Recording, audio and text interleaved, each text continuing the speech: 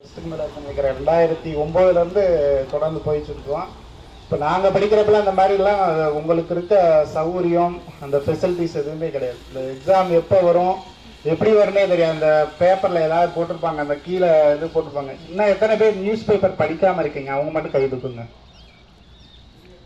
படிக்கிறவங்க கை தூக்குங்க. அப்படின்னா பாதி பேர் படிக்காம தான் இருக்கீங்க. நியூஸ் பேப்பர் தயவுசெய்து படிங்க. நியூஸ் பேப்பர் படிச்சிங்கன்னா தான் என்ன நடக்குதுன்னே தெரியும். அதே மாதிரி இந்த வருஷம் குரூப் 4, குரூப் 2, குரூப் 1 இதான் லாஸ்ட் எக்ஸாம். ஏன்னா அடுத்த எலெக்ஷன் வர்றதுனால இந்த தடவை நிறைய கால்ஃபர் வரும். இது வழக்கம் போல் எல்லாருமே என்ன பண்ணுறீங்கன்னா எக்ஸாம் லாஸ்ட் டேட்டில் போய் அப்ளை பண்ணுறது, கடைசி வரைக்கும் எக்ஸாம் கால்ஃபர். எத்தனை வேகன்சி சார்? 2000 என்னத்தை எழுதி அப்படி இருக்கீங்க. ஒரு வேகன்சி வந்தாலும் போவேன். நான் ஃபஸ்ட்டு எழுதுகிற எக்ஸாம் குரூப் 4 லைப்ரரியில் ரிசர்வ் லிஸ்ட்டுன்னு அப்போலாம் போடுவாங்க.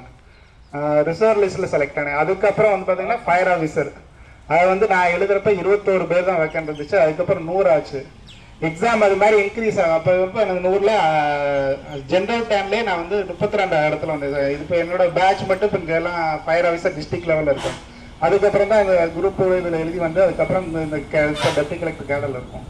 ஸோ நீங்கள் படிக்கிறது ரெகுலர் லைஃப்பில் இருக்கும். நீங்கள் எப்படி சாப்பிட்றது தூங்குறது அந்த மாதிரி இருக்கும். படிக்கிறது அன்றாட பணிகளில் இருக்கும். சும்மா எல்லாரும் வர மாதிரி அங்கேருந்து வந்துட்டு இவ்வளோ சிரமத்துக்கு இடையில எவ்வளோ ஒரு நாள் கிடைக்கிற எவ்வளோ பேர் கஷ்டம்னு உங்களுக்கு தெரியாது. வாரத்தில் 6 நாள் வேலை பார்க்குறாங்க. வீட்டில் ஒரு நாள் தான். வீட்டில் பாதி நேரம் தண்ணி தெளிச்சிடும். இங்கே வீட்டுக்கு வேலை எதுவுமே பார்க்க மாட்டீங்களான்னு சொல்லி அந்த மாதிரி இருக்கும். ஸோ அவ்வளோ இடர்பாடுகளையும் சார் கிட்டத்தட்ட 20 வருஷத்துக்கு மேலே உங்களெல்லாம் இது பண்ணுறாங்கன்னா நீங்களோட அதுக்கு முன்னாடி இருக்கணும். அவர் படிச்சுட்டு வரதுக்கு முன்னாடி நீங்கள் படிக்கணும். நாங்கள் இந்த வயசில் படிக்கிறோம்.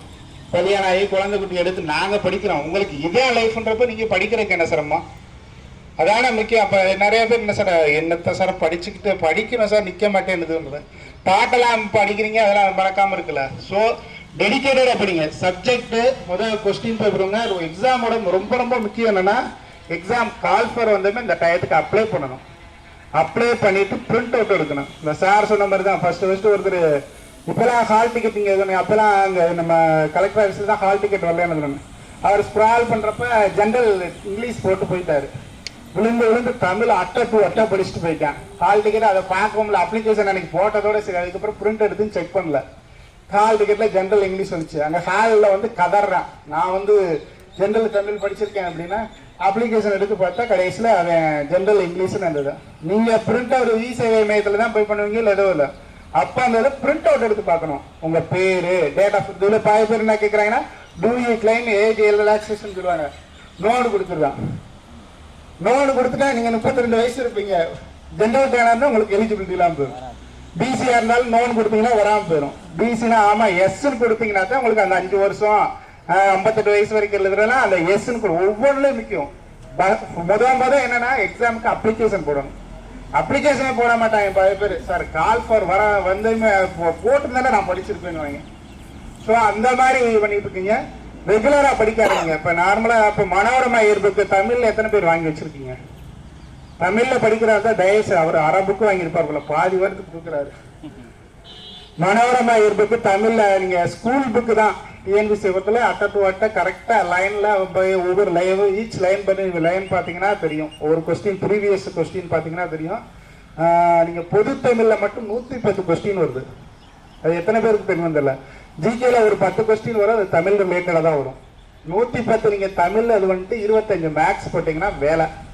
இல்லாட்டினா நானும் இப்படியே வரேன். இந்த மரம் அப்படியே இருக்கும். மரம் மாதிரி நம்மளும் டெய்லி உட்காந்து போக முடியுது. அந்த மாதிரி ஆயிரும். ஸோ இப்போ வர 11,000 கால்ஃபர் வருதுன்னு நினைக்கிறேன். நியர்லி அது கூடவும் செய்யலாம். குரூப் 4 11,000க்கு மேலே சொல்கிற இருக்காங்க. அதே மாதிரி குரூப் 2 ஒரு 4,000க்கு மேலே வருது. இப்போ இருந்தே படிக்க ஆரம்பிங்க. எந்த கொஸ்டின் கேட்டாலும் எப்படி இருக்கும், உங்கள் சப்ஜெக்டில் எதில் வீக்காக இருக்கீங்க, எதுக்கு அதுக்கு இம்பார்ட்டன்ஸ் கொடுங்க. நான் நிறைய பேர் சார் மேக்ஸ் வராது. எனக்கு மேக்ஸ் நான் படிக்கிறப்ப வராது. 4வது புக்கு தான் ஃபஸ்ட்டு பார்த்தேன். 4வது இருக்கு பார்த்தீங்களா? 4வதுல தான் அந்த எல்சிஎம் பேசிக்காக சொல்லுவாங்க. அதுக்கப்புறம் 5, 6, 8 நீங்கள் அப்படி போங்க. எடுத்துமே 10th மேக்ஸ் பாருங்க. 4, 5, 6, 7, 8 உங்கள் பக்கத்தில் இருக்க குழந்தைங்க யாராச்சுன்னா அவங்ககிட்ட சொல்லுவாங்க. ஈஸியாக சொல்லி கொடுப்பாங்க. நீங்கள் அவங்ககிட்ட போனீங்கன்னா அந்த மாதிரி படிச்சுக்கலாம். அப்படி படிச்சிங்கன்னா மட்டும்தான் கொஞ்சம் கொஞ்சமாக மேக்ஸ் அதுக்குன்னு தனியாக ஒரு 2 hours 3 hours ஒதுக்கி படிச்சிங்கன்னா. ஏன்னா மேக்ஸ் இல்லைன்னா கண்டிப்பாக டிஎன்பிசி சக்ஸஸ் பண்ண முடியாது. ஒரு இயரில் எடுத்துட்டிங்கன்னா 1 இயர்ல வர எல்லா எக்ஸாமும் இது பண்ணுங்க. பாதி பேர் பாரு சார் டிஆர்பி சாரோட ஸ்டேட்டஸ் பார்த்து sir TRP TRP TRP TRP வராத எக்ஸாமுக்கு விழுந்து விழுந்து படிச்சிருக்கீங்க. எப்போ வரும்னு தெரில. வந்ததுல ஏற்கனவே ரிசல்ட்ல வெயிட்டிங் லிஸ்ட்ல இருக்காங்க, வெயிட்டேஜ்ல இருக்காங்க, அந்த மாதிரி இருக்கு. ஸோ சப்ஜெக்டை நீங்க டிஎன்பிசி 1 இயர்ல வச்சுக்கோங்க. 1 இயர்ல ரயில்வே, எஸ்எஸ்சி, டிஎன்பிசி 3லயுமே ட்ரை பண்ணீங்கன்னா ஏதாவது ஒன்று கண்டிப்பா ஜாப் கிடைக்கும். ஸோ அது மாதிரி படிங்க. அதே மாதிரி இங்கிலீஷ் மீடியத்தில் படிக்கிறீங்கன்னா ஹரிகந்த்னு ஒரு புக் இருக்கும். அந்த 280 ரூபா புக்கு அதை தரவா படிச்சிட்டிங்கன்னா குரூப் 1 கிளியர் பண்ணிடலாம். ப்ரிலிம்ஸ் கிளியர் ஈஸியாக பண்ணிடலாம். ஸோ சப்ஜெக்டை உணர்ந்து படிங்க, டெய்லி பேப்பர் படிங்க. அந்த மாதிரி படிச்சிங்கன்னா போகும். டெய்லி இங்கேருந்து வரீங்களா, அங்கேருந்து லாங் ட்ராவலில் வரீங்கன்னா ஒரு 10 கொஸ்டின் நீங்கள் எழுதி வச்சுக்கோங்க. எழுதி வச்சுட்டு இந்த இதெல்லாம் அந்த படத்தில் இந்த ஆரியா பிட்டு இந்த பிட்டு இங்கே வச்சுருக்கேன் அந்த பார்க்குற மாதிரி எதாவது மறக்கல அது மாதிரிலாம் வச்சுக்கோங்க. ரொம்ப புரியாமல் இருக்குன்னா செல்லில் ஸ்க்ரீன் சேவரை வச்சுக்கோங்க. ஒவ்வொன்றும் நீங்கள் ஒவ்வொரு இம்பார்ட்டன்ட் டாபிக், ஏன்னா செல்லை தொடாமே இருக்க மாட்டீங்க. எடுத்து பார்க்குறப்ப உங்களுக்கு ரீகால் ஆகும். ஒவ்வொன்றும் அப்படி படிச்சிங்கன்னா மட்டும்தான் இன்ட்ரெஸ்டாக படிங்க. அதை வேண்டாம் விருப்பம் படிங்க. அது எதாவது படிக்கணும்னு நினச்சிட்டிங்கன்னா 1 இயர் படிச்சிட்டிங்கன்னா கண்டிப்பாக உங்களுக்கு என்னென்ன வேலை கிடைக்குமோ அது எல்லாருக்கும் கிடைக்கும். எப்பயுமே நான் அந்த போகிற இடத்துல சொல்கிறது, அந்த வடலூர் வள்ளலார் சொல்லியிருக்காரு. என்ன சொல்லியிருக்காரு? இறைவனை அடைவதற்கான வழிகள். போட்டா கூட கேட்டுருப்போம். அப்படியே சவுண்டு ஏதோ எனக்கு தமிழ்ல வள்ளலாரை பத்தி தெரியாம சாய்பாபா ஃபுல்லா கும்பிட்டதுனாலதான் வள்ளலாரை நிறைய பேர் மறந்துட்டாங்க. கருப்பு சாமியை மறந்துட்டாங்க, எல்லச்சாமி மறந்துட்டாங்க, ஐயனார் சாமி மறந்துட்டாங்க. போய் சாய்பாபா கோயில் வியாழக்கிழமை போயிடறாங்க சார்.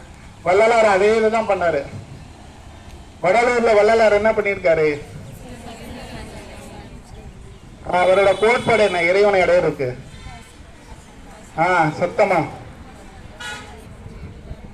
ஏன் சாப்பிடலையா? பசித்திரு, தனித்திரு, விழுத்திரு. அதுதான் இறைவனை அடைவதற்கு சொல்ற. இறைவனை இருக்கு. அதே தான் நம்ம தேர்வு பொறுத்தல நீங்க அதே தான். பசித்திருனா உங்களுக்கான அறிவு பசி என்னைக்குமே இருக்கணும். அந்த பசின்றது என்னன்னா படிக்கிறதுல படிச்சுக்கிட்டே இருக்கணும். தனித்திருனா என்ன? 100 பேர் வந்தாலும் சரி, 1000 பேர் வந்தாலும் சரி, 1,00,000 பேர் வந்தாலும் சரி, நான் எனக்கு ஒரு போஸ்ட் தான். எல்லாரும் சார் அது எத்தனை போஸ்ட் தான் இருந்திருக்கு? 200. நீங்க போற ஒரு போஸ்ட்ல தானே போறோம். ஒரு போஸ்ட் வந்தாலும் அதுல போகின்றது தனித்தன்மை. விழிப்புன்றது அவேர்னஸ். எக்ஸாம் பத்தியான தெளிவு இருக்கணும். எக்ஸாம் எப்போ வரும், என்ன மாதிரி இருக்கும்ன்றது அந்த அவேர்னஸ் இருந்தா கண்டிப்பா உங்களுக்கு சக்சஸ் கிடைக்கும். அந்த பசித்திரு, தனித்திரு, விழித்திரு ஒவ்வொரு லெட்டர்லயும் ஃபர்ஸ்ட்ல என்னது? பசித்திருல முதல் வார்த்தை என்ன? வாரத்துல எழுத்து என்னது? 2வது தனித்திருல லாஸ்ட் சத்தமா சொல்லுங்க. அந்த அரசு பதவி உங்கள் அனைவருக்கும் கிடைக்க வாழ்த்துக்கிறேன். நன்றி. Thank you, sir. Thank you.